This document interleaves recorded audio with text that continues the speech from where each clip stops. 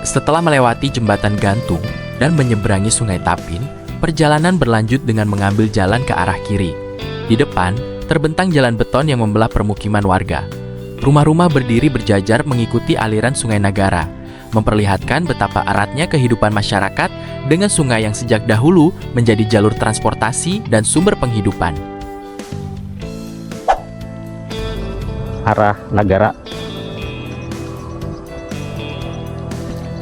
arah Marabahan,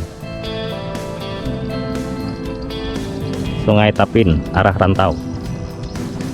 Secara administratif, situs Candi Laras berada di Desa Candi Laras, Kecamatan Candi Laras Selatan, Kabupaten Tapin, Kalimantan Selatan.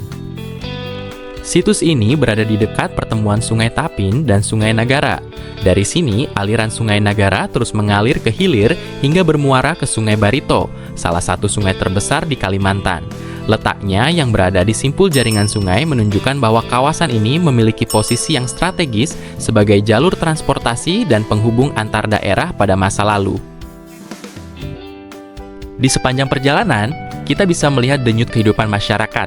Sesekali tampak warga sedang menganyam kopiah atau peci dari rotan, sebuah kerajinan tradisional yang hingga kini masih menjadi bagian dari mata pencaharian dan identitas masyarakat di kawasan ini.